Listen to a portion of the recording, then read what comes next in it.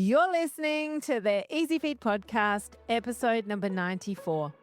You know what your children should eat, so why won't they eat it?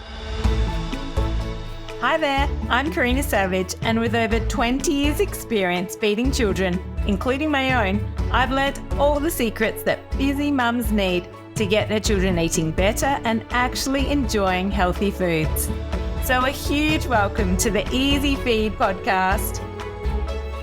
Welcome back. I hope you're really well. Today's episode is all about understanding why it's so hard to actually get kids to eat well.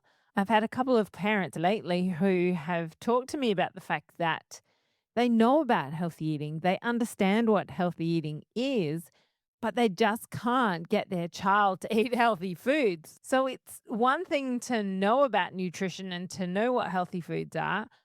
And I'm not saying that you should know everything about foods because that's why I went to uni and studied nutrition. So I'm not expecting parents to be across everything to do with food. That's my job, is to educate people. But having said that, there is those healthy eating messages, used to be the food pyramid, and parents pick up information online in all sorts of forms, whether it's on social media, whether it's Googling, AI now. So parents are informed. Parents do like to learn information, but knowing the information is one thing, and actually getting your child to change their eating and improve their nutrition is a very different story. And I think that's where parents get really frustrated because they're given the information, they know what their child should eat, they know what's healthy, but actually making it happen is a different story and it's a very different proposition.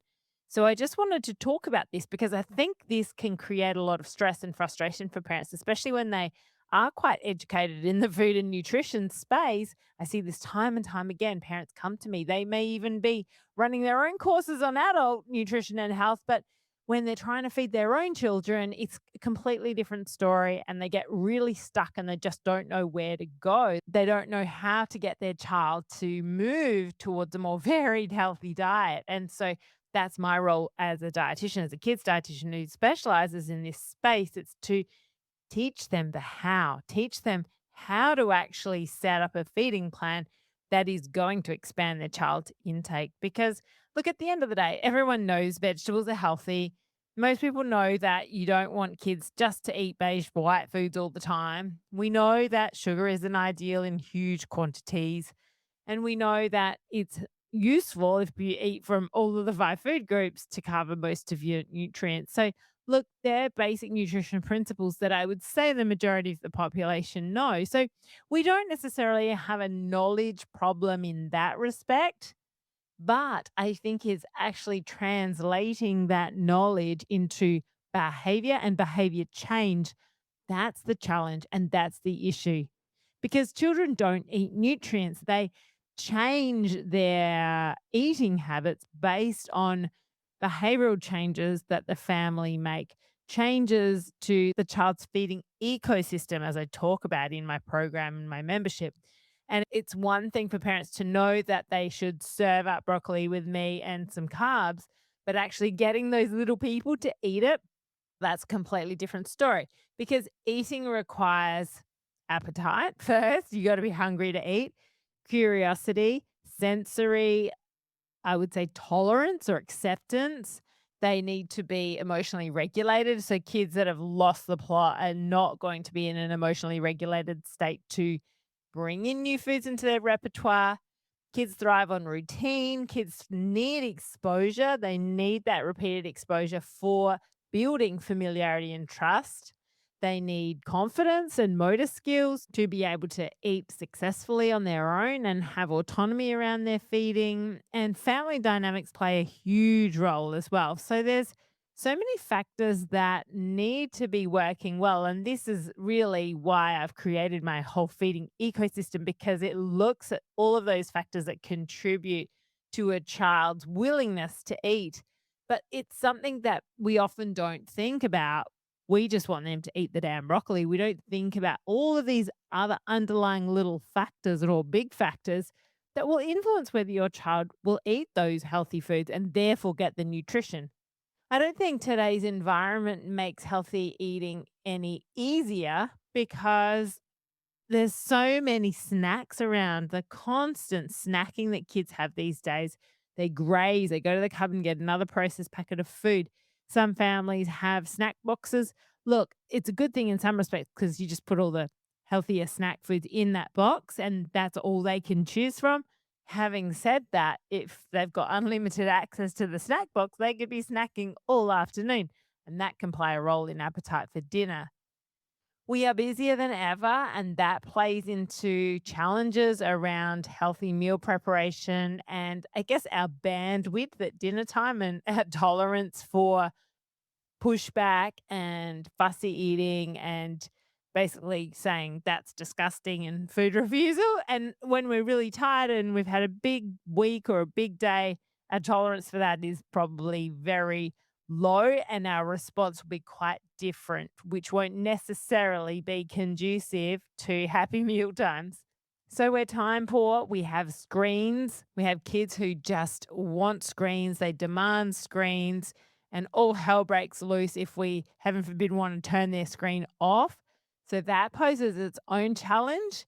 We have grandparents that can play a role. We have different parenting styles as well, different levels of worry from the parents, which then impacts how they manage meal times and perhaps fussy eating at meal times. So there's all these different factors that play into a child's eating. And at the moment, I believe that we are in a situation where it is really hard. I think today's environment makes healthy eating or getting kids to eat healthier even harder. And children are changing too. We have kids that have growing diagnoses of ADHD and ASD. Sensory sensitivities is huge. I recently surveyed almost 1,000 parents, and huge number of them mentioned sensory sensitivities with their child, whether they're neurodivergent or not. It's very, very common. So many kids these days are anxious, and that's playing into eating. Constipation is another one. Huge number of kids have gut issues these days, and constipation absolutely will impact your appetite and impact your food selection. And look, I'm sure there's always been kids who are constipated and kids who are neurodivergent or on the spectrum and kids who have sensory sensitivities, but either it's more identified, recognized, diagnosed now, or for whatever reason, it is increasing. But at the end of the day, we have children who are facing these challenges. So it's not only the parents and the environment that's playing a role, it's the child themselves as well and their struggles with particular foods. I think as parents these days too, we feel a lot of pressure and a lot of guilt. The more information that we do get thrown at us, the more responsible we feel. We feel responsible for our child's nutrition, their behavior, their emotions, their sleep, development, their performance at school, their immunity, their gut health. I mean, perhaps parents have always felt this responsibility, and I can understand why, because we are their carers and, we are their role models in life and we're there to protect them and support them and nurture them. But there's a lot of pressure I think the parents put on themselves around food and nutrition. And every week I have parents say to me, "Oh, I've stuffed them up. I've failed my child. I've done the wrong thing and now they're not eating well. If only I'd done it differently, but I didn't know." And there's a lot of guilt that goes with feeding. And also, and I've certainly had firsthand experience at this, when our children aren't eating well, we, without realizing, it's almost a subconscious thing for a lot of us, we draw a direct correlation between how our children eat and our ability as a parent, especially to feed our children. And it makes us question ourselves and it can affect our confidence. And we think, well, how come I've got this so wrong? Like, why am I stuffing my child? What am I doing so wrong? What do I do to make this better? And that's when the Googling and chat GPTing at 2 in the morning starts. I think the most important thing to take out of all of this today is that it's not that you don't know about nutrition and what your child should eat. Most of us do know the basics of a healthy, balanced diet, eat more vegetables, eat a balanced diet. Hate that word diet, eat a balanced intake, I should say.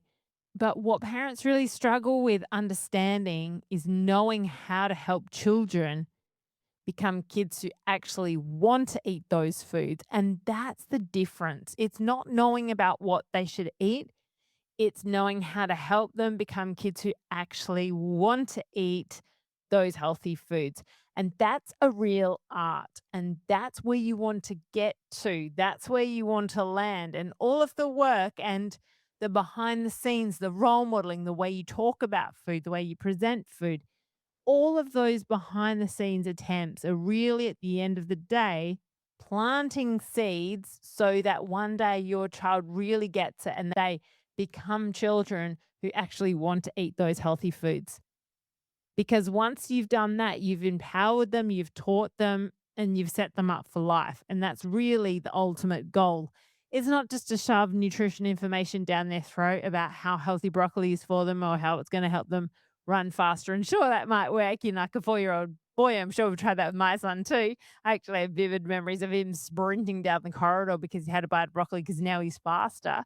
So look, that's all fine, fun and games, but at the end of the day, it's about teaching children how to love food. And of course, like we're always going to want chocolate and chips, I'm sure, but understanding where they fit. And that's another thing I spent a lot of time with parents talking about is treats and how to manage and navigate treats, the conversations around treats, the tolerance for what's appropriate for treats. So it's the feeding skills. It's the parental feeding skills that's the missing piece. And when the parents are confident, grounded, and have the right approach, children respond positively. Children learn to like foods. Children start to expand their repertoire of foods, and meal times become happier. But it all comes back to the feeding skills that underpin everything. And as parents, we need to understand what those important feeding skills are. How do I respond when my child refuses food? How do I reduce the pressure at meal times? How do I build curiosity in my child around food? How do I protect their appetite? How do I stop grazing? How do I stay calm when I'm absolutely furious on the inside? How do I build up my child's repertoire of foods from 10 to 50? These are feeding skills. And that's the missing piece. So if you're listening to this and you're really struggling to get your child to eat better, it's not that you don't know what to feed them. I mean, maybe, sure, you might need some tips around snacks and lunch boxes and whatnot. Absolutely. And I've got all of those. So at the end of the day, it's not necessarily knowing more about protein or carbohydrates or vitamins. It's at the end of the day, knowing about how to actually implement this for your child in your family that's going to work. It's going to work for the finances. It's going to work for your time. It's going to work with their taste preferences. It's the practical application in your home. That's where the focus needs to be. How you talk to your child about food. So important. Your external words can become their internal words. Remember that. And this is exactly why people like me exist. Not because parents don't know, the vegetables are healthy. Of course you do, but trying to actually change behavior and get children to eat well based on changes to your parenting practices. That's where the gold is. Once you can set up a system, a feeding system that's going to be effective, that's where the gold is. And that way we can help our children become kids who actually want to eat those foods. And they will. It's absolutely possible. Often we are, I think, harder on our kids, on the inside. We almost write off the meal or tell ourselves that they're not going to eat it. And sometimes they really surprise us. I know I needed to be more open minded when my kids were little because I'd serve up the same foods because I knew that they would eat it. But I needed to be more adventurous. But I needed the confidence to be more adventurous with what I served up. And having a better feeding plan would have supported me, which would have supported them, which would have meant that they expanded their repertoire much quicker. So the good news is that there is absolutely hope that children will expand their repertoire. 100%. Children learn. They develop, they're naturally inquisitive. They watch, they listen, they are sponges. They hear and absorb everything we say. So if we're role modeling healthy eating behaviors, then there's every chance that they will become healthy eaters too. And that is the reason why I'm so hot on parents eating with their kids, at least one parent anyway. Many feeding challenges are far more changeable than parents realize. And once you understand what's going on in your family home, you can make simple changes that make all the difference. It's understanding how children learn to eat, not just what they should eat. And that's the difference. Everything becomes easier then.